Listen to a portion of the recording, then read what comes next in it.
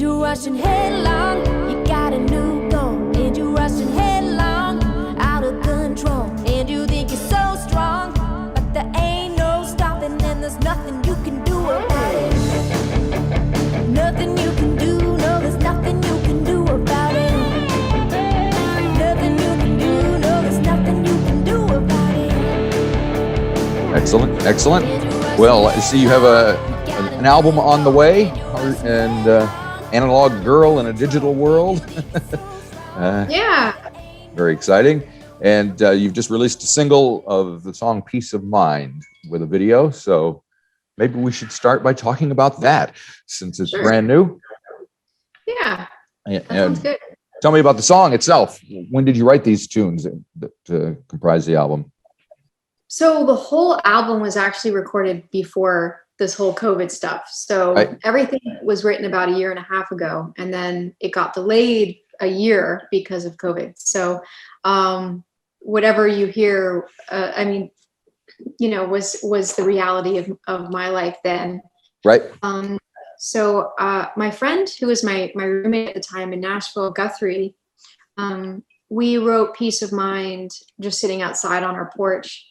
And we were both not really having a great day, but we wanted to write a song. He's a very spiritual kind of, positive guy. And we wanted to write something that is just representative of, there's always something that you can find that doesn't feel right, but if you don't look outside yourself for peace of mind, you can find it internally.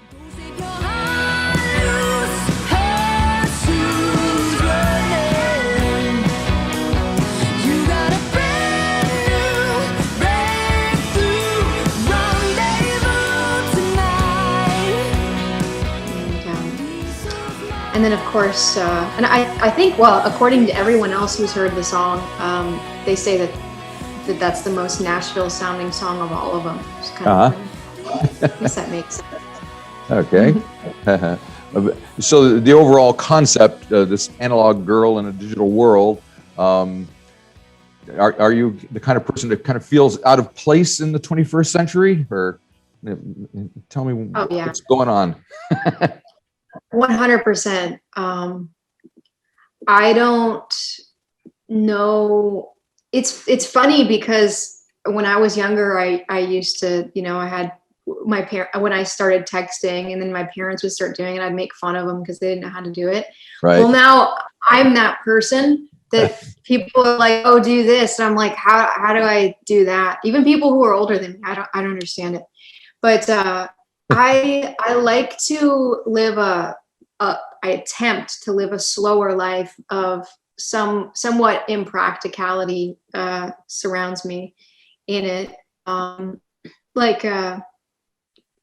don't know, everything's getting smaller and quicker, faster, and there's streaming, and it's just hard to keep up. I think there's more anxiety than ever, even before COVID. And I try to keep it about the music and keep it about integrity. And sometimes that means I'm a bit slower, and maybe I'm not on all the platforms doing crazy stuff and looking cool, and I don't know. So it's hard sometimes. And that was the whole motivation to write the album, was because I felt like I'm just in the wrong era, what it feels like, just like a weird misplaced object. But at the same time, because I'm a bit misplaced, what's normal to me is a little bit more rare. But I mean, if I were around in the 60s and 70s, it would be just normal. So I take it on myself to be the, I guess, the bearer of the old knowledge, like the baton holder. So I'm like, well, I'll just keep it alive somehow and hang out with people who were around then and learn what they've got until they're gone, and then I get to carry it. Gotcha. Well, speaking as someone who was around in the 60s and 70s, there's a danger of romanticizing that period. There are great things about it as well. Obviously, the music is amazing and stuff, and the technology was different than it is now. So are you concerned that because there's a lot these days with all sorts of changes in attitudes about all sorts of things, the way that people thought and reacted to things back then is very different than it is now. So is that something you think about as well? I almost always clarify I'm referring to the music. Right. There was a lot of racism, sexism, homophobia. There were a lot of issues in that regard. But yep. What I'm referring to really is the music that's timeless from that era. I don't think we're going to go back to 2020 and have people say in 100 years, oh, that was a great time for music. I just don't see it happening. I could be wrong, but and I won't be there. I won't be there to prove myself wrong or right. But it's the music and the connection to the music and how it fed a culture and how it helped create one. Everything else, I mean, there are a lot of issues that I'm not cool with, but I should clarify to you, I do mean the music. That's cool. Well, I guess one of the things these days is there's so much music being made and you have access to everything easily and quickly that back in, if something the week of, say this week in 1969, there would be maybe 4 records that came out and there were, you would know them all, and it'd be Led Zeppelin and the band and the Beatles and whoever, and there may have been other stuff being made, but you would have no idea that it was being made. So it was kind of more focused, whereas here there's just so much stuff to be aware of. I guess it makes it a different kind of way of inhaling all that music. Absolutely. And it's really amazing that there's so much art, but for someone like me, it's very overwhelming. Right. And probably for a lot of people too. I get overwhelmed. Fair enough. So the songs that comprise the album, you say it was written and recorded pre-COVID? Yeah. And what did you recorded in Nashville and Austin? Yeah, in October 2019. Both fine musical places to be. So tell me a little bit about what the sessions were like and what the environment was that you made this music in. Sure. Well, I started off with Analogue, so that I used Welcome to 1979 with the recording studio in Nashville, and that's right. They use digital, but they are known for their analog setup. And so I recorded a tape there, which is really cool. And I just used a bunch of Nashville session players, and I hired a guitar player to do the overdub stuff that I would typically just do after the fact, because I really wanted to capture the vibe of just being live. And we did the one take thing where we did a bunch of one takes, but then we just decided which one was our favorite. Right. And the band, as you could see it in the behind the scenes video, it was just a real footage that we put together. So the band is in one room, and then all their amps, of course, are in separate rooms. And then I'm in a separate room because I'm singing, and we are using a bunch of the vocals from that. So I'm in a separate room, and playing and singing, but I can see them there. So we're kind of trying to connect through a wall and headphones. Right. And it was very similar in Austin. And that's the one thing I love, being in the room when we're live, but part of helping to create the energy is singing the song live and playing at the same time, like it's a live performance. Uh-huh. And what I find when you do that is that you can reproduce it a lot easier live, of course. Right. That makes sense. Minimal background harmonies. And there's only a few songs on the album that have any sort of kind of stacked guitars or anything that are hard to replicate without having 10 people on the stage. Right. So in Austin, it was the same vibe. I picked Austin and that particular studio, the Bubble, because my friend Chris, he runs the studio, and he said, Arielle, you should try recording at my studio because you can get a really analog sound while using digital. And I was like, all right, prove it. And right. He did a great job. In some ways, I actually prefer the songs that I did at his studio than the other ones. Right. It's kind of the same thing that happened with CDs. When CDs first came out in the mid 80s, they sounded pretty awful because they didn't know how to EQ and engineer them properly. And then by the time they finally figured it all out, nobody's using CDs anymore, and they were sounding really nice. And so you can say the same thing about them as well, that they finally get to the point where they sound like they should, and then everybody else has moved on to digital streaming and all that stuff. So there you go. Mm-hmm. Yeah. Again, as somebody, I mean, we spend for this album, I did a crowdfunding campaign, and I think I made around $27,000. And that was including, printing the CDs and the vinyl and everything. Right. I spent way over that making what you hear. And so we spend all this money and time and really amazing equipment just to have it be played through their phone speaker. Yeah, that's got to be very frustrating. It's like, and they're like, oh, I streamed it on my phone. It's like in the car, Bluetooth. It's like there are so many degrees of separation. You have not experienced the whole thing. I tell all my fans, buy the music, not even if it's not through me. Buy it through whatever you like, buy it, because you get the full experience and you own it. So if you lose internet connection or you lose your phone, you still own your songs, not just borrowing them from people that don't even take care of the musicians that they make their living off of. It's crazy. Yes. I mean, I'm amazed. I'm not a musician at all myself, but if I was, the last place I think I'd want my music is on Spotify, because I mean, they're just not paying you guys anything. It's just so, and I realize that you want to get the music out there and everybody to hear it, and you need to have it on certain platforms, but I don't know.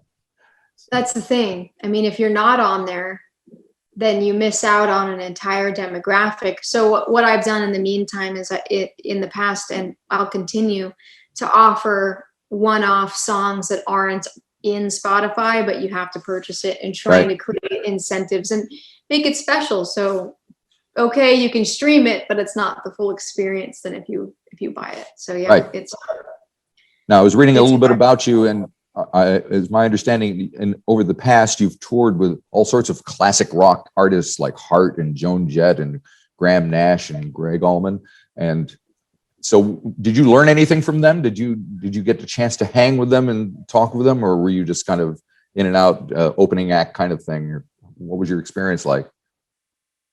Well, each one is completely different. And I've learned something from just about everybody, but they're always different things. I met the Hart, Joan Jett, Graham Nash at a really cool event we were doing. It was a benefit concert, but I had been invited to do it because of my connection with dolphin and whale captivity. And they were they were invited to do a SeaWorld concert, all of them. And then they backed out when the movie Blackfish came out, and then they created their own kind of concert. And so we talked a lot about environmental activism, which is really cool, especially, with like the Graham Nash and people from that era to be talking about it. And Joe McDonald was there from Woodstock, getting to hear their stories. Sure.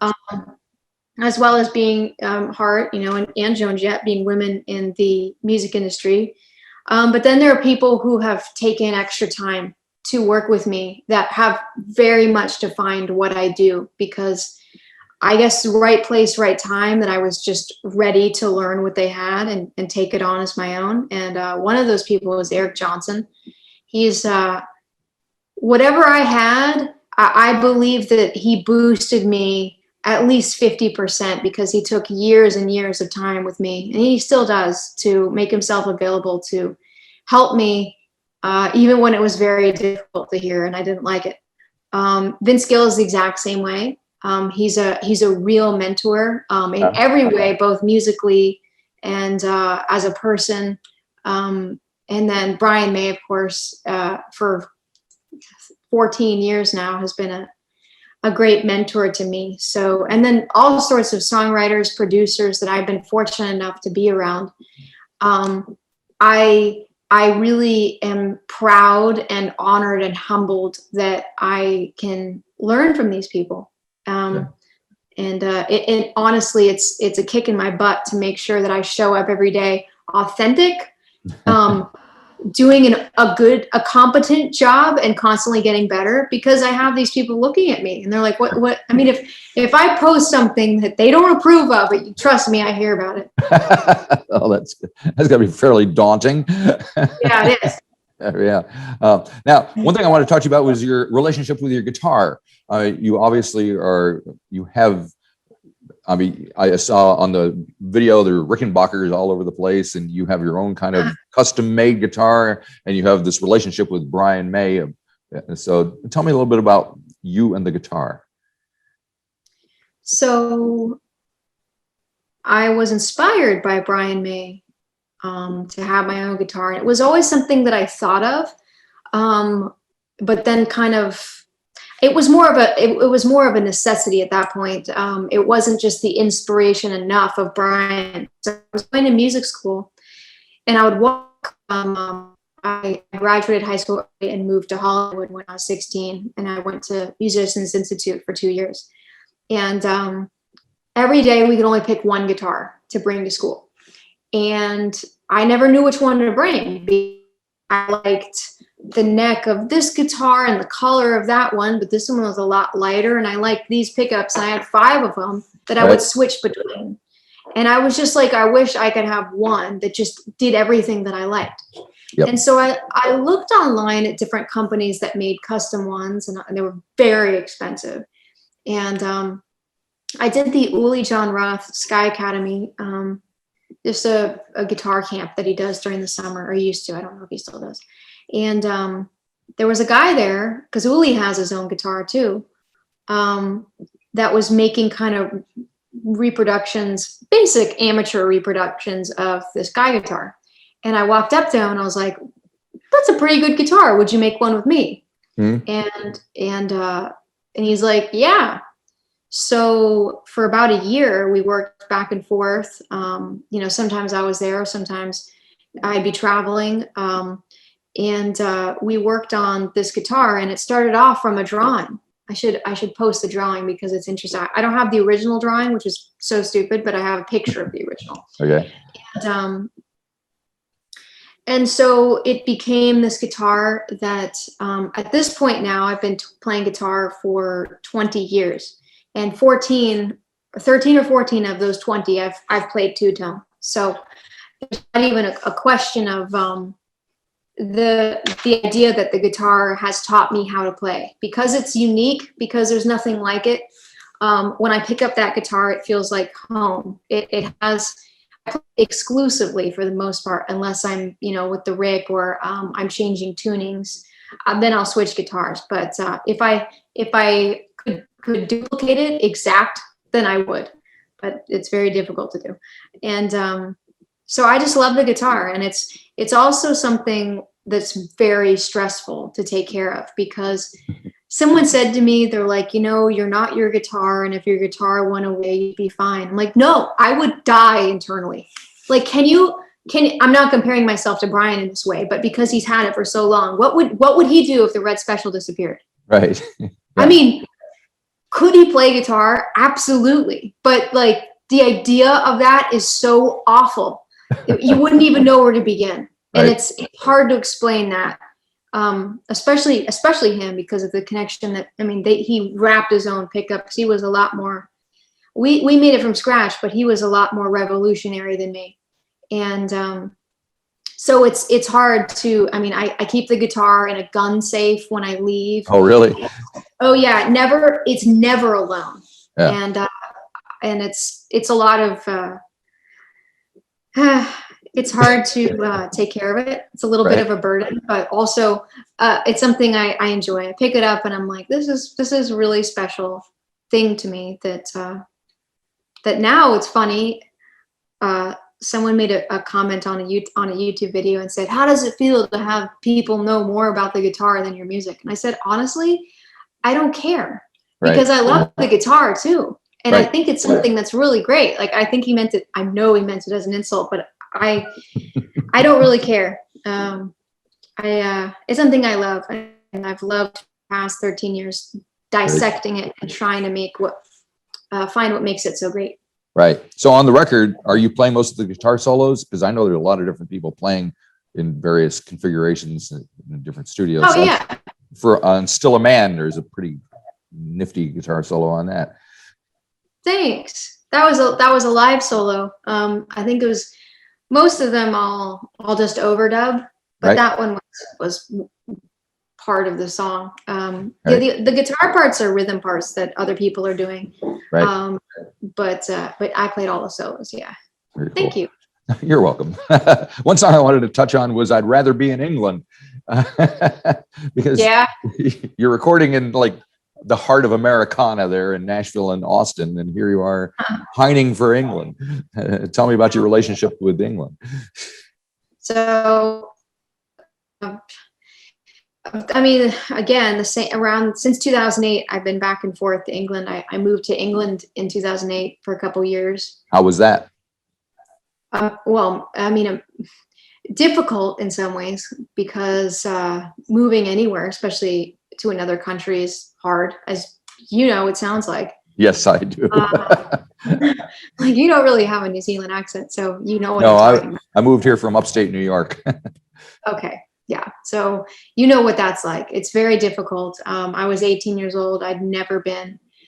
And also I was facing a lot of difficulty with music business. You know, a girl from the US was stealing British people's jobs, which I wasn't doing. So I had a lot of that. Yeah. And but then I moved there again, and usually I'm living there.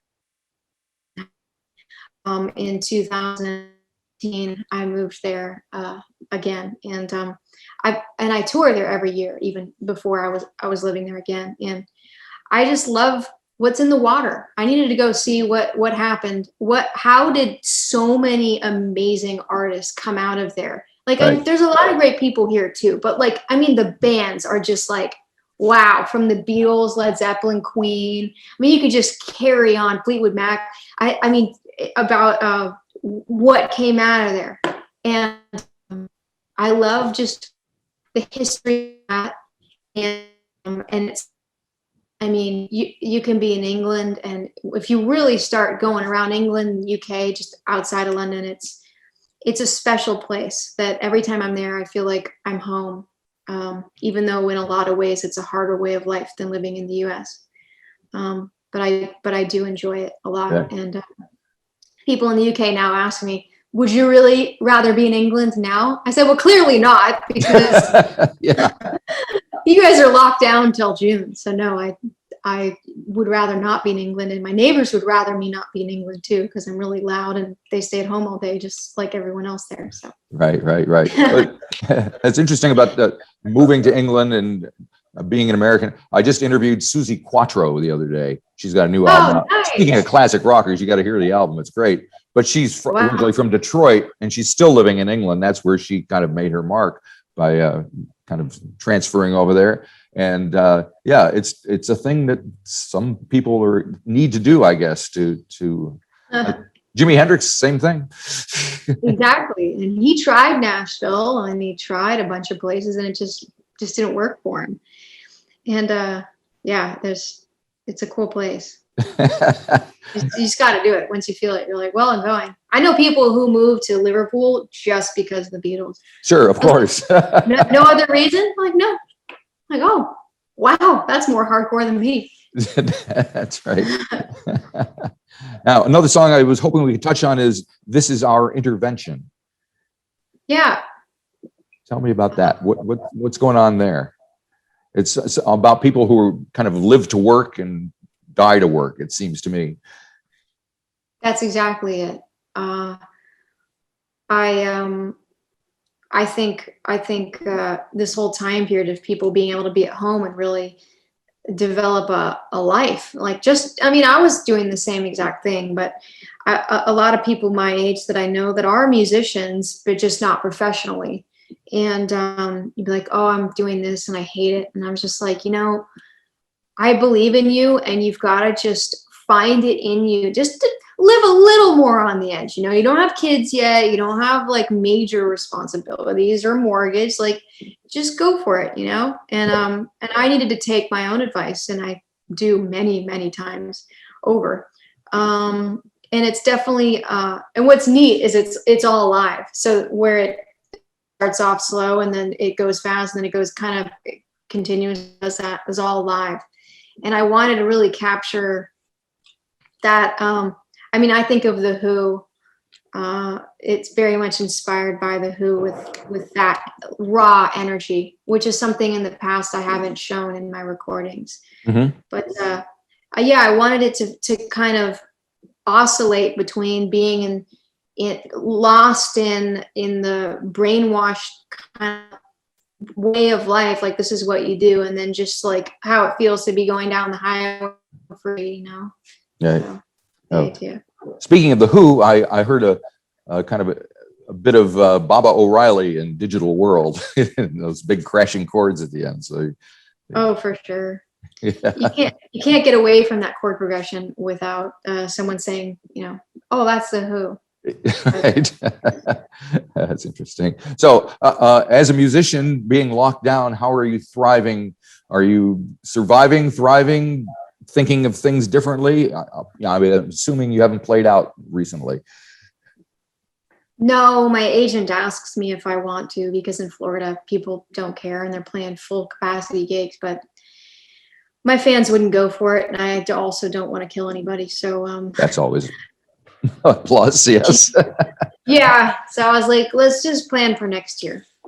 So, but yeah, I've struggled between being super depressed, where getting out of bed and brushing my teeth is like the best thing of the day, and something I should be proud for. And then, and kind of had to reevaluate and answer the continual question of who am I, what am I doing, why am I doing it, and a lot I didn't like. Especially because before all this stuff, I was on the road constantly and never really stayed in one spot. And then I realized it was a way of coping with depression, Right. was distracting myself and disassociating.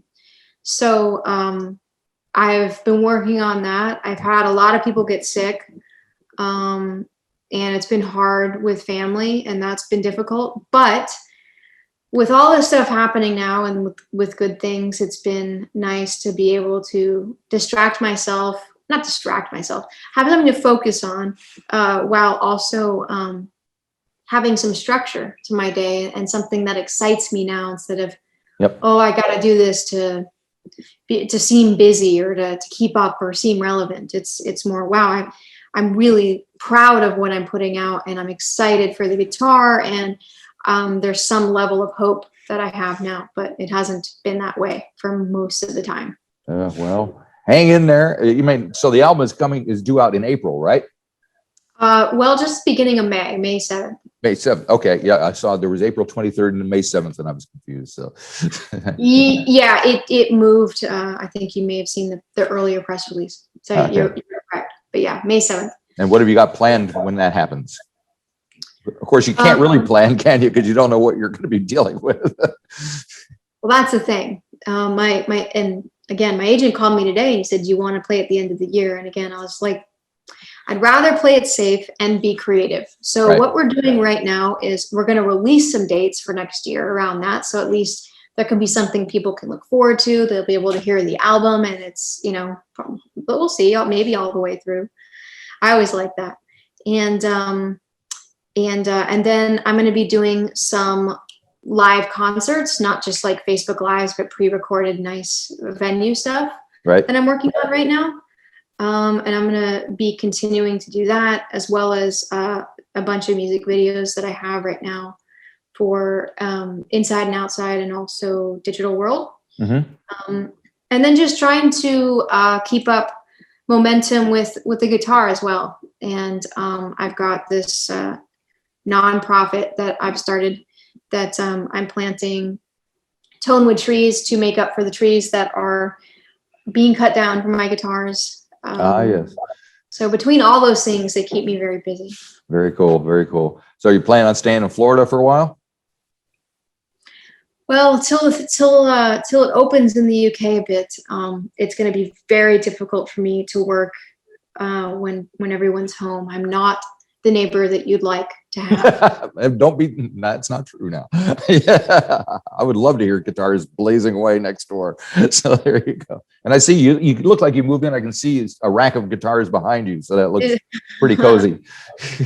Yeah, I've got my guitars, I've got my amps, Oh, I got yeah. all sorts of stuff in here. So, but I don't have neighbors around me. So at 2 a.m., Yeah. you know, I'm here Let her rip. blasting away. Excellent. Fantastic. Could be the next album, 2 a.m. and by yourself. Ooh, that's a good idea. Playing away. Fantastic. Well, thank you for spending time talking with me about your record. Hope it does well, and hopefully you'll escape from Florida sometime soon and join the rest of the world. Come down to New Zealand if you get a chance. We're open. So like, we forgot COVID's even a thing. I was like, yeah, I know.